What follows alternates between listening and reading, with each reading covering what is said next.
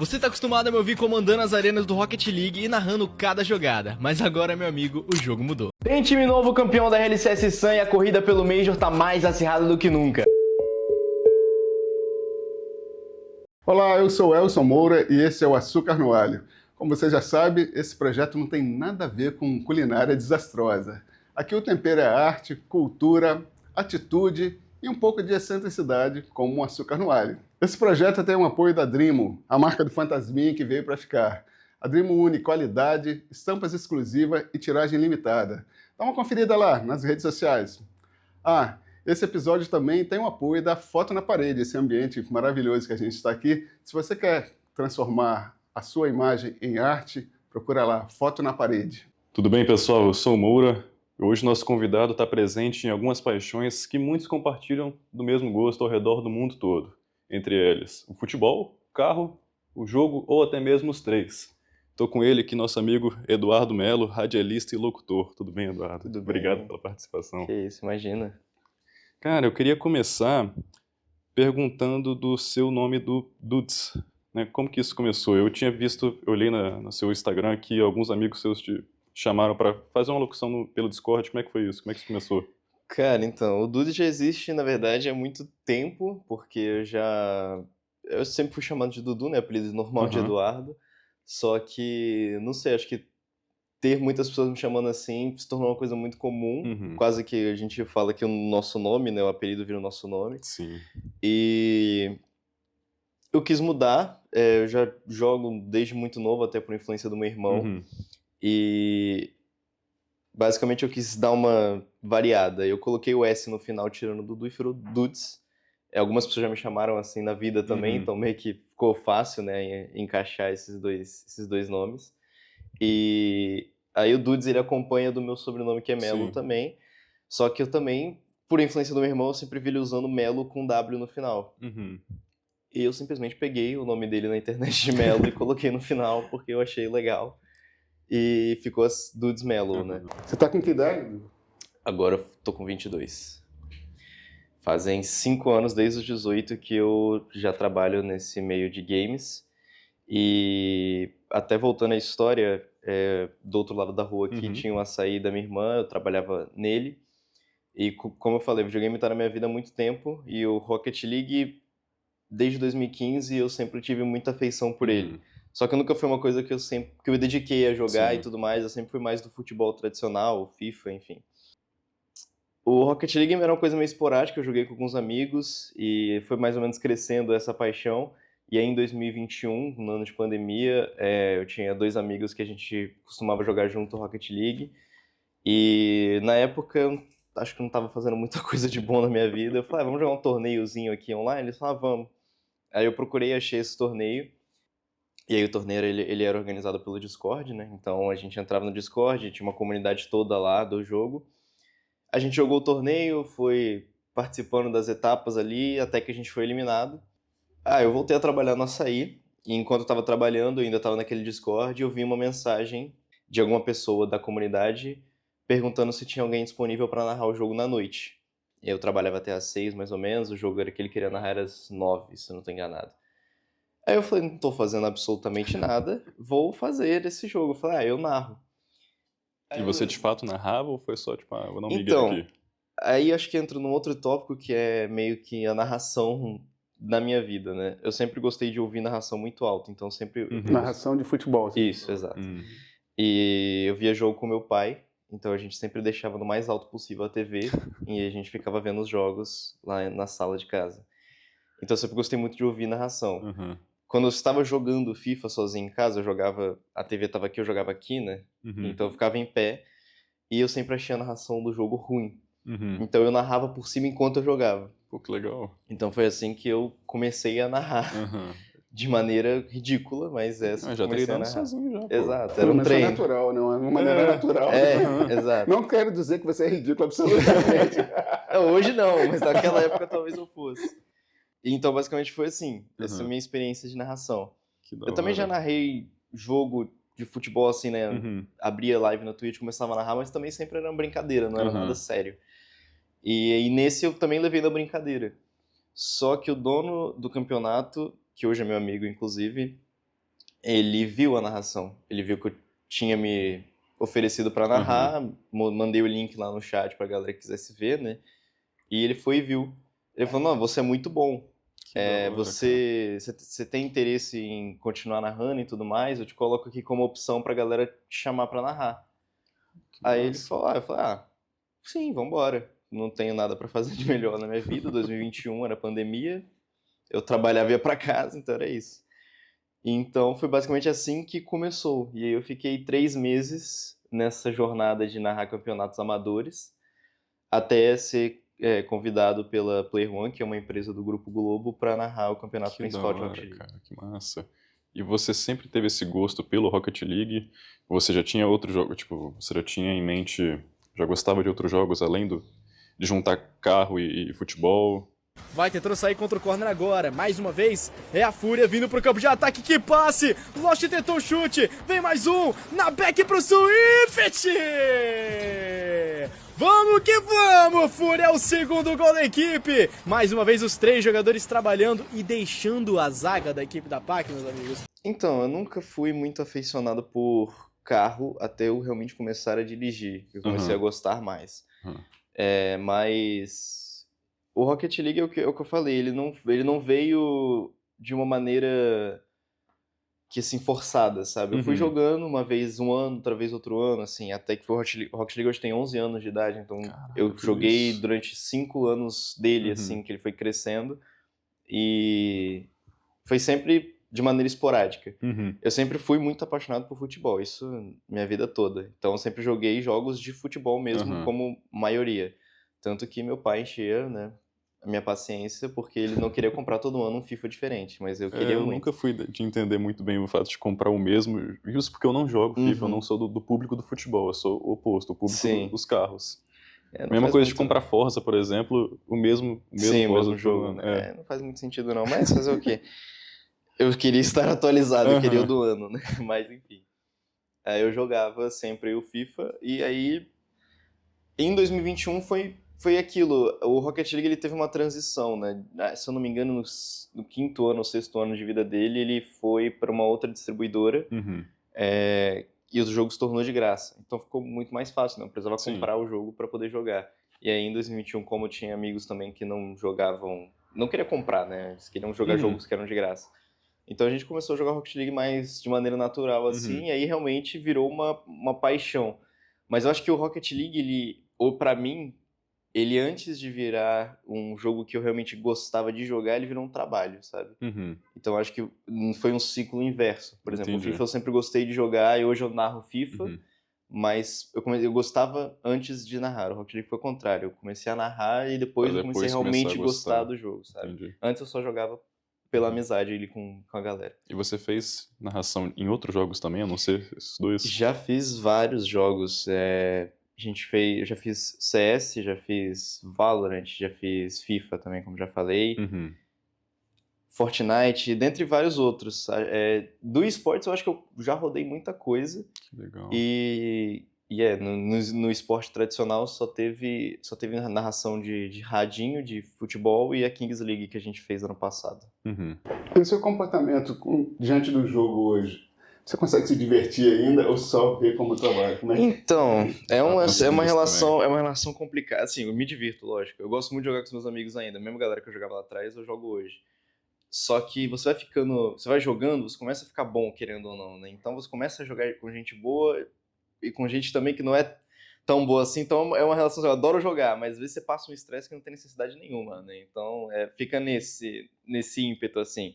Eu faço live também na Twitch, então conforme você vai jogando, você vai conhecendo pessoas novas. Hoje minha diversão é mais interagir com o público que me segue do que realmente só jogar o jogo, sabe? Que bacana. Cara, eu não pude deixar de reparar na sua tatuagem da mão. Eu não sei se isso é o DJ do Marshmello ou se é o... Essa aqui? É.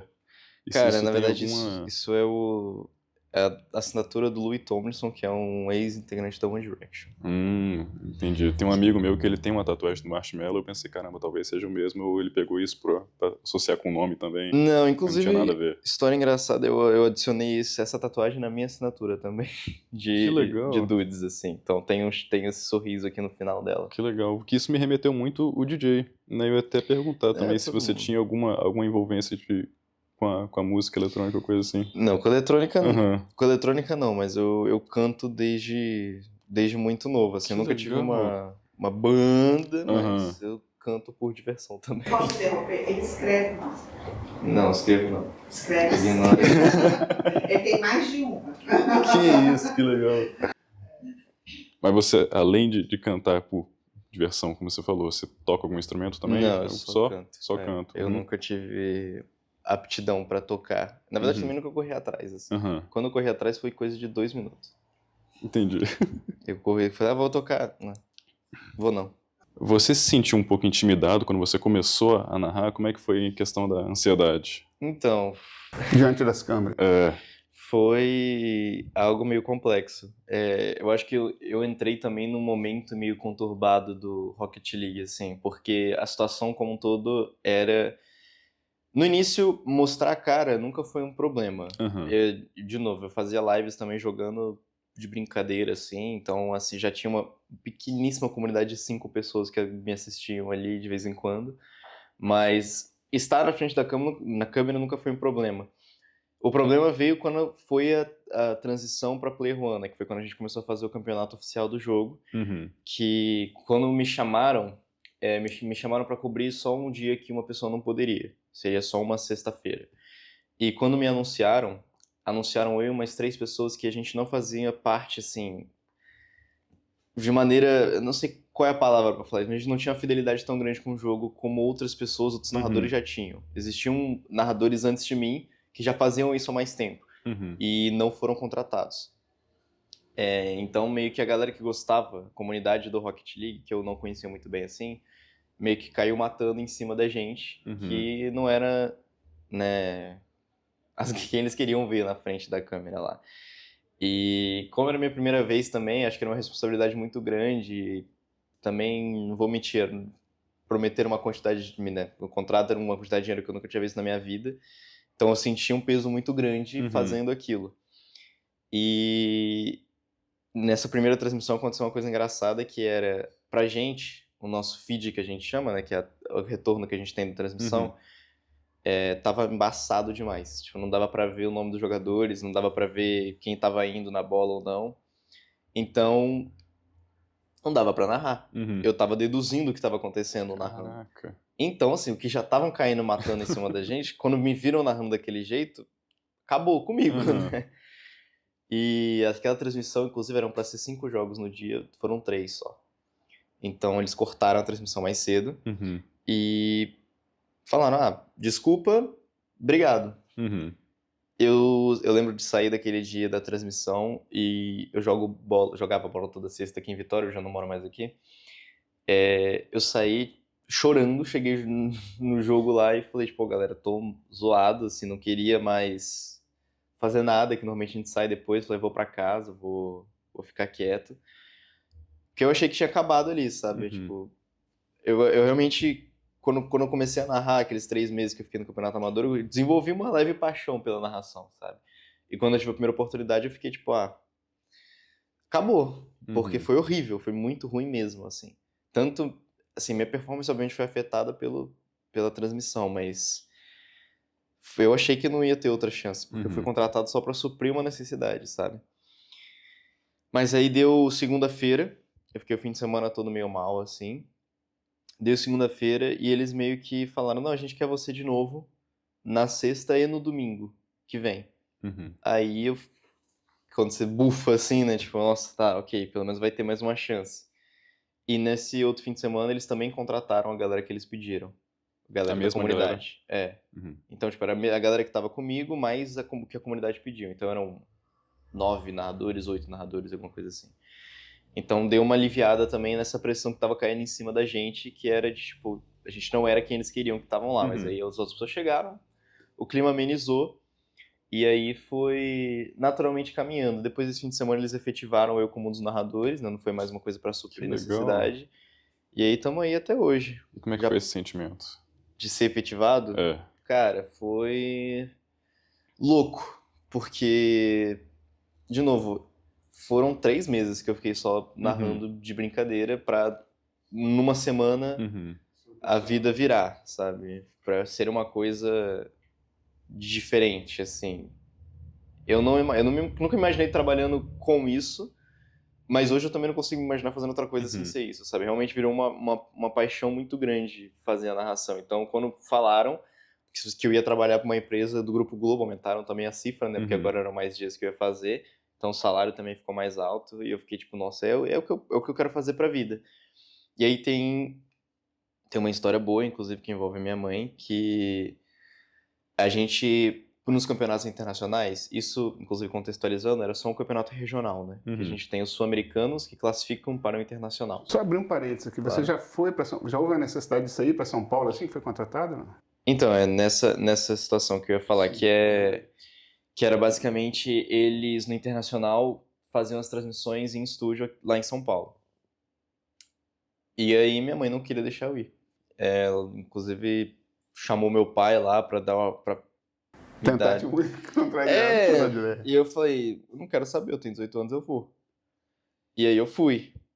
E foi uma experiência, assim, de que a vida realmente mudou, sabe? Porque a Player One, eles deram uma infraestrutura pra mim que eu nunca pensei ter. Porque além de ter o estúdio, além de ter toda a equipe que trabalhavam junto com a gente, eles também contrataram pessoas de fora. Ou seja, eu tive acesso a fonoaudiólogo, que eu nunca nem tinha experienciado, né, isso na minha vida, e mudou muita coisa, porque minha narração é muito rápida, né, então o aquecimento é muito importante. A gente teve também vamos botar uma aula assim, né, com uma pessoa que fazia parte do grupo de TV da Globo, então ele ensinou basicamente algumas maneiras de se portar na frente da câmera que a gente não tinha. Eles tinham fotógrafos que especializaram a gente também fazendo um curso de como deixar a imagem limpa para transmissão e tudo mais, então fez uma diferença muito grande até hoje.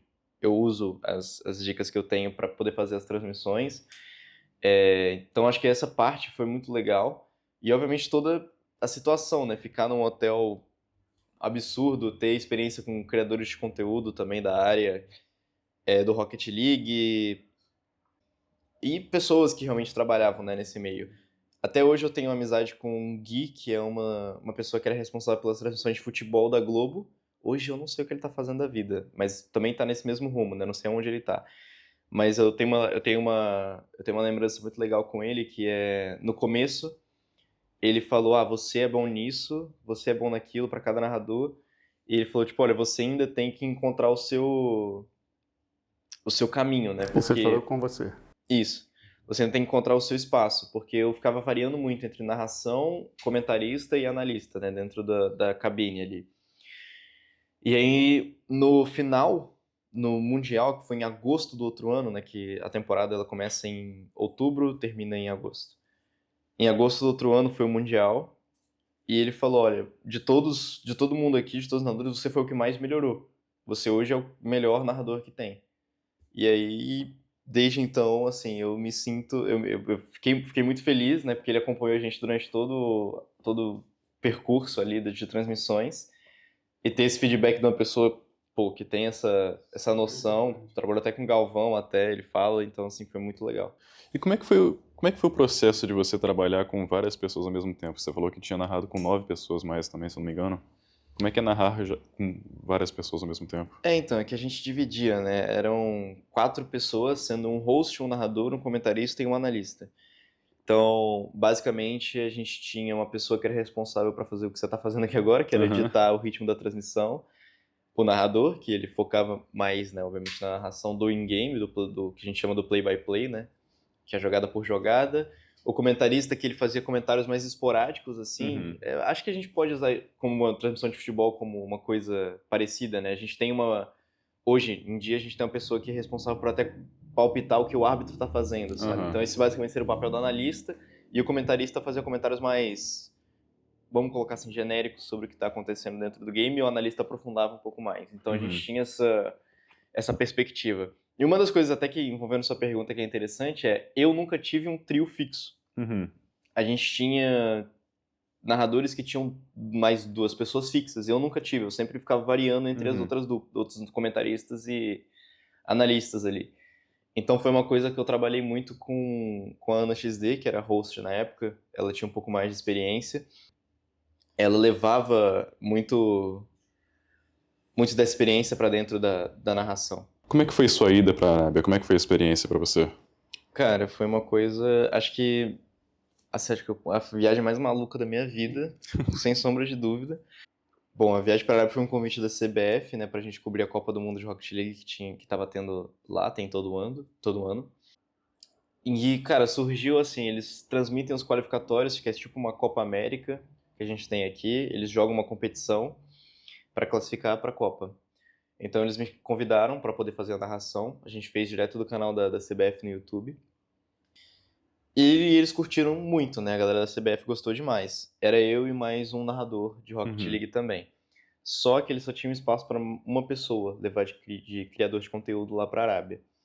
E aí, como o contato foi comigo, acho que fazia até mais sentido. Em 2025, eu provavelmente fui a pessoa mais ativa dentro do cenário de Rocket League, assim. Então, acho que não tinha nem uma escolha diferente do que eu, com modéstia à parte, claro. Mas aí eles me convidaram para ir.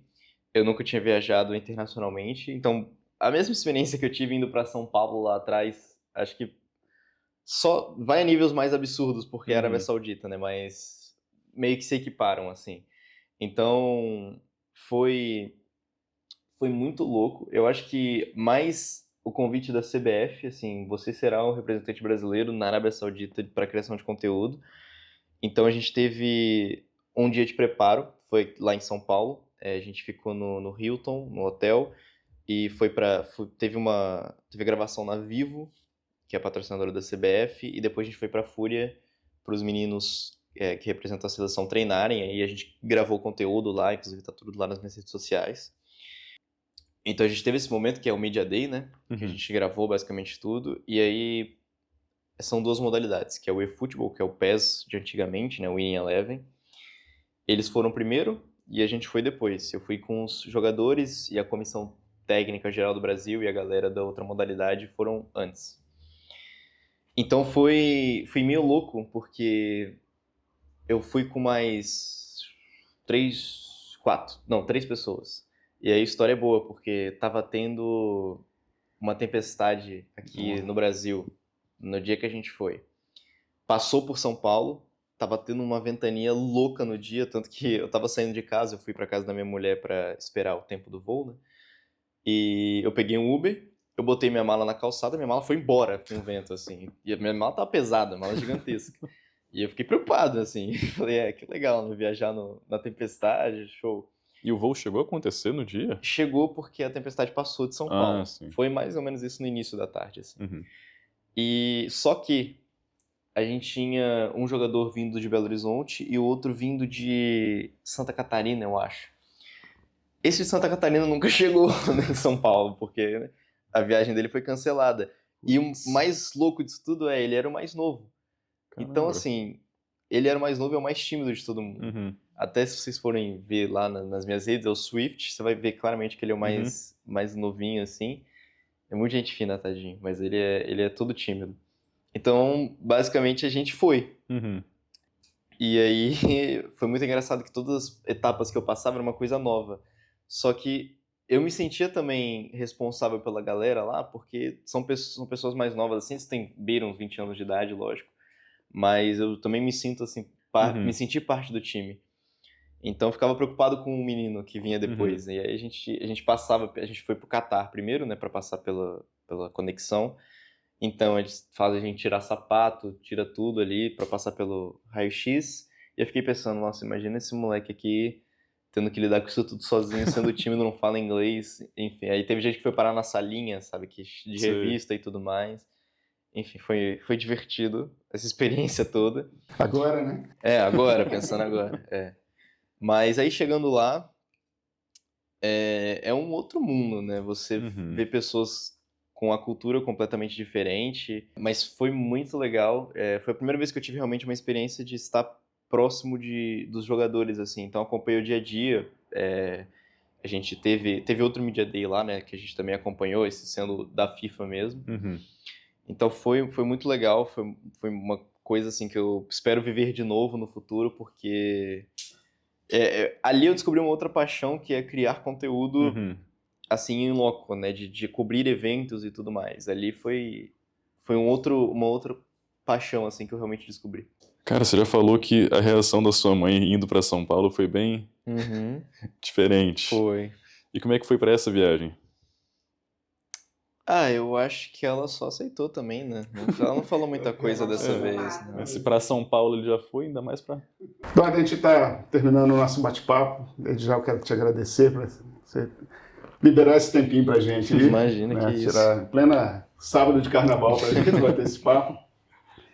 E normalmente a gente termina o nosso bate-papo pedindo para o convidado falar 3 referências na vida. Normalmente é ligado à arte, mas você pode ficar à vontade. Se você tiver um ídolo ou alguma Sim. outra coisa, eu gostaria que você me desse 3 referências daquilo que você gosta. Cara, então, eu acho que de referência, assim, à arte, eu devo ter várias, mas acho que pro que eu faço hoje são coisas diferentes, assim, né? Eu costumo dizer, eu gosto muito de música, então pra mim acho que tudo ligado a uma banda da One Direction me incentiva, assim, até ouço música antes de narrar pra dar aquele ânimo, né, aquele plus a mais, mas acho que referente à música é isso. Pensar numa segunda aqui, referência à arte, que eu não costumo de falar tanto, assim, de coisas ligadas a vídeo, assim, mas eu tenho referência à criação de conteúdo e coisas que eu fazia lá atrás pode parecer um pouco idiota, mas Não, de forma alguma. tem vários youtubers de Minecraft que foi onde eu comecei a gostar de criação de Que conteúdo legal. lá atrás. Então, assim, foi dali que eu comecei a criar coisas relacionadas a vídeos e coisas do tipo. Então, acho que essa é a minha arte mais próxima nesse sentido. E uma terceira agora. A terceira você vai ter que puxar da alma aqui. Um filme que você assistiu, um livro que você leu, fica à vontade. Algum narrador que te marcou?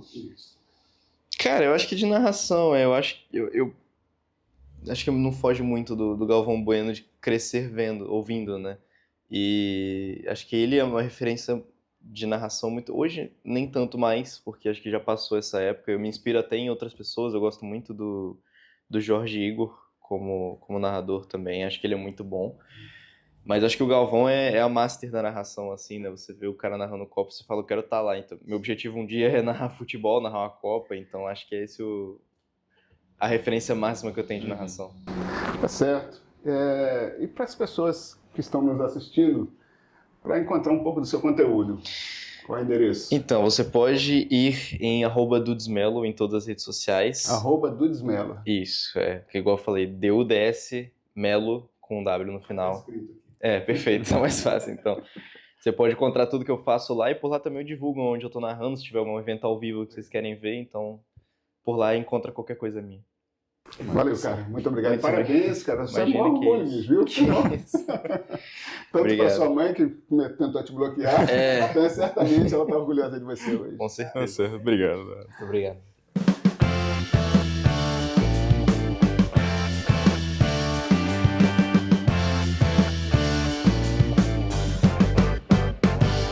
Vai tentando sair contra o corner agora. Mais uma vez, é a Fúria vindo pro campo de ataque. Que passe! Botou lá na frente. Pode ser o primeiro passe ali. Vinha chegando um companheiro da equipe da Fúria, mas não conseguiu a finalização. Volta pra Ian, hein?